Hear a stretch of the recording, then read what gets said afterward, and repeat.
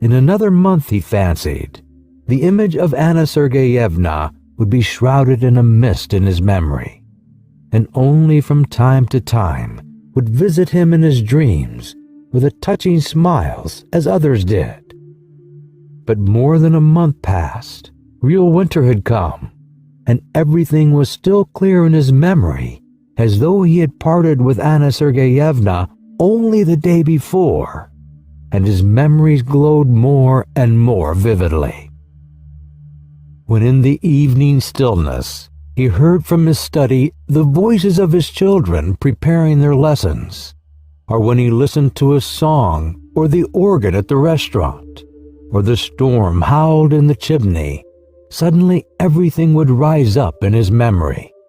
What had happened on the Grogne, and the early morning with the mist on the mountains, and the steamer coming from Theodosia, and the kisses. He would pace a long time about his room, remembering it all and smiling. Then his memories passed into dreams, and in his fancy the past was mingled with what was to come. Anna Sergeyevna did not visit him in his dreams, but followed him about everywhere like a shadow and haunted him. When he shut his eyes, he saw her as though she were living before him, and she seemed to him lovelier, younger, tenderer than she was, and he imagined himself finer than he had been in Yalta. In the evenings, she peeped out at him from the bookcase, from the fireplace, from the corner. He heard her breathing, the caressing rustle of her dress. In the street, he watched the women, looking for someone like her. He was tormented by an intense desire to confide his memories to someone, but in his home it was impossible to talk of his love, and he had no one outside. He could not talk to his tenants nor to anyone at the bank. And what had he to talk of? Had he been in love then? Had there been anything beautiful, poetical, or edifying, or simply interesting in his relations with Anna Sergeyevna? And there was nothing for him but to talk vaguely of love, of women, and no one guessed what it meant. Only his wife twitched her black eyebrows and said, "The part of a lady killer does not suit you at all, Dmitri." One evening, coming out of the doctor's club with an official with whom he had been playing cards, he could not resist saying, "If only you knew what a fascinating woman I made the acquaintance of in Yalta." The official got into a sledge and was driving away, but turned suddenly and shouted, "Dmitri Dmitrius, what? You were right this evening. The sturgeon was a bit too strong." These words, so ordinary, for some reason moved Guryov to indignation and struck him as degrading and unclean. What savage manners, what people, what senseless nights, what uninteresting, uneventful days. The rage for card playing, the gluttony, the drunkenness, the continual talk always about the same thing.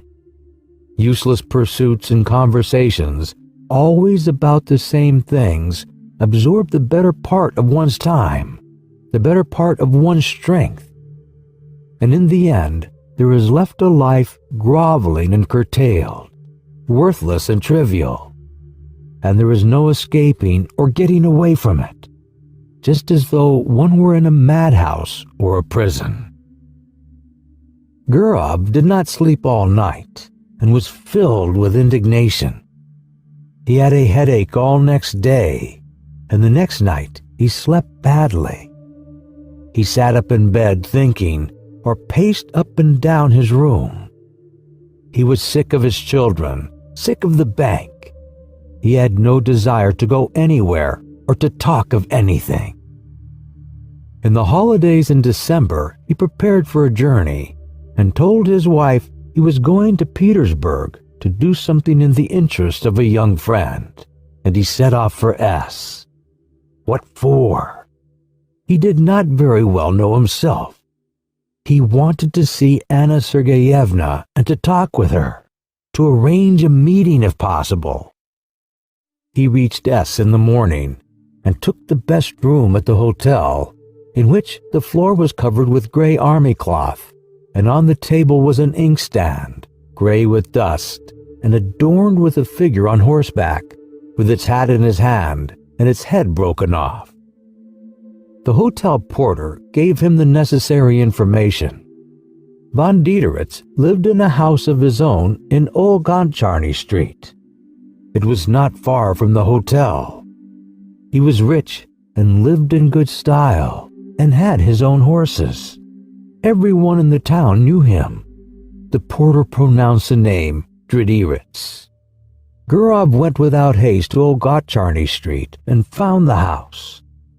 Just opposite the house stretched a long gray fence adorned with nails. One would run away from a fence like that, thought Gurov, looking from the fence to the windows of the house and back again. He considered today was a holiday, and the husband would probably be at home. And in any case, it would be tactless to go into the house and upset her. If he were to send her a note, it might fall into her husband's hands, and then it might ruin everything. The best thing was to trust to chance, and he kept walking up and down the street by the fence, waiting for the chance. He saw a beggar go in at the gate, and dogs fly at him. Then an hour later, he heard a piano, and the sounds were faint and indistinct. Probably it was Anna Sergeyevna playing. The front door suddenly opened, and an old woman came out, followed by the familiar white Pomeranian. Gurov was on the point of calling to the dog, but his heart began beating violently, and in his excitement, he could not remember the dog's name. He walked up and down and loathed the gray fence more and more, and by now he thought irritably that Anna Sergeyevna had forgotten him and was perhaps already amusing herself with someone else, and that was very natural in a young woman who had nothing to look at from morning till night but that confounded fence. He went back to his hotel room and sat for a long while on the sofa, not knowing what to do. Then he had dinner and a long nap. How stupid and worrying it is, he thought, when he woke and looked at the dark windows. It was already evening. Here I've had a good sleep for some reason. What shall I do in the night? He sat on the bed, which was covered by a cheap gray blanket, such as one sees in hospitals, and he taunted himself in his vexation. So much for the lady with the dog, so much for the adventure. You're in a nice fix. That morning at the station, a poster in large letters had caught his eye. The geisha was to be performed for the first time. He thought of this and went to the theater. It's quite possible she may go to the first performance, he thought. The theater was full. As in all provincial theaters, there was a fog above the chandelier. The gallery was noisy and restless. In the front row, the local dandies were standing up before the beginning of the performance with their hands behind them. In the governor's box, the governor's daughter, wearing a boa, was sitting in the front seat, while the governor himself lurked modestly behind the curtain with only his hands visible. The orchestra was a long time tuning up. The stage curtain swayed. All the time the audience were coming in and taking their seats, Gurov looked at them eagerly. Anna Sergeyevna too came in. She sat down in the third row, and when Gurov looked at her, his heart contracted, and he understood clearly that for him there was in the whole world no creature so near, so precious, and so important to him. She, this little woman, in no way remarkable, lost in a provincial crowd, with a vulgar lorgnette in her hand, filled his whole life now, was his sorrow and his joy, the one happiness that he now desired for himself, and to the sounds of the inferior orchestra, of the wretched provincial violins, he thought how lovely she was. He thought and dreamed. A young man with small side whiskers, tall and stooping, came in with Anna Sergeyevna and sat down beside her. He bent his head at every step and seemed to be continually bowing. Most likely this was the husband whom at Yalta, in a rush of bitter feeling, she had called a flunky. And there really was in his long figure, his side whiskers, and the small bald patch on his head, something of the flunky's obsequiousness. His smile was sugary, and in his bottom hole there was some badge of distinction like the number on a waiter. During the first interval, the husband went away to smoke. She remained alone in her stall. Gurov, who was sitting in the stalls too, went up to her and said in a trembling voice with a forced smile, "Good evening." She glanced at him and turned pale, then glanced again with horror, unable to believe her eyes, and tightly gripped the fan and the lorgnette in her hands, evidently struggling with herself not to faint. Both were silent. She was sitting, he was standing, frightened by her confusion and not venturing to sit down beside her. The violins and the flute began tuning up. He felt suddenly frightened. It seemed as though all the people in the boxes were looking at them. She got up and went quickly to the door. He followed her, and both walked senselessly along passages and up and down stairs, and figures in legal, scholastic, and civil service uniforms, all wearing badges, flitted before their eyes.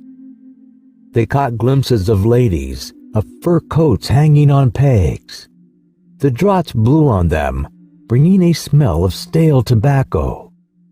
And Gurov, whose heart was beating violently, thought, "Oh heavens, why are these people here, and this orchestra?" And at that instant, he recalled when he had seen Anna Sergeyevna off at the station. He had thought that everything was over, and they would never meet again. But how far they were still far from the end. On the narrow, gloomy staircase over which was written, "To the amphitheater," she stopped. "How you have frightened me," she said, breathing hard, still pale and overwhelmed. "Oh, how you have frightened me. I am half dead. Why have you come? Why?" "But do understand, Anna, do understand," he said hastily in a low voice. "I entreat you to understand." She looked at him with dread, with entreaty, with love. She looked at him intently, to keep his features more distinctly in her memory. "I am so unhappy," she went on, not heeding him. "I have thought of nothing but you all the time. I live only in the thought of you. And I wanted to forget you. But why, oh why have you come?" On the landing above them, two schoolboys were smoking and looking down. But that was nothing to Gurov. He drew Anna Sergeyevna to him and began kissing her face, her cheeks, and her hands. "What are you doing? What are you doing?" she cried in horror, pushing him away. "We are mad. Go away today. Go away at once. I beseech you by all that is sacred. I implore you. There are people coming this way." Someone was coming up the stairs. "You must go away," Anna Sergeyevna went on in a whisper. "Do you hear, Dmitri Dmitrius? I will come and see you in Moscow. I have never been happy. I am miserable now, and I never, never shall be happy. Never. Don't make me suffer still more. I swear I'll come to Moscow. But now let us part. my precious, good, dear one, we must part." She pressed his hand and began rapidly going downstairs, looking round at him. And from her eyes, he could see that she really was unhappy. Gurov stood for a little while, listened. Then, when all sound had died away, he found his coat and left the theater. And Anna Sergeyevna began coming to see him in Moscow. Once in 2 or 3 months, she left S, telling her husband that she was going to consult a doctor about an internal complaint, and her husband believed her and did not believe her. In Moscow, she stayed at the Slaviansky Bazaar Hotel and at once sent a man in a red cap to Gurov. Gurov went to see her, and no one in Moscow knew of it. Once he was going to see her in this way on a winter morning. The messenger had come the evening before when he was out. With him walked his daughter, whom he wanted to take to school. It was on the way. Snow was falling in big wet flakes. "It's 3 degrees above freezing point, and yet it is snowing," said Gurov to his daughter. "The thaw is only on the surface of the earth. There is quite a different temperature at a greater height in the atmosphere." "And why are there no thunderstorms in the winter, father?" He explained that too. He talked, thinking all the while that he was going to see her, and no living soul knew of it, and probably never would know. He had 2 lives, one open, seen and known by all who cared to know, full of relative truth and of relative falsehood, exactly like the lives of his friends and acquaintances, and another life running its course in secret.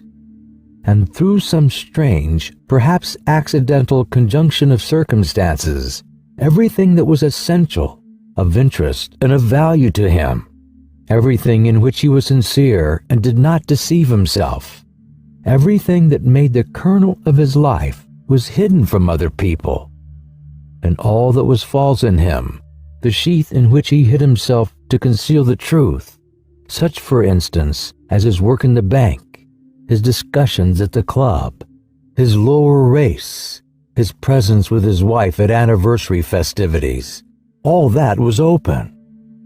And he judged of others by himself, not believing in what he saw, and always believing that every man had his real, most interesting life under the cover of secrecy and under the cover of night.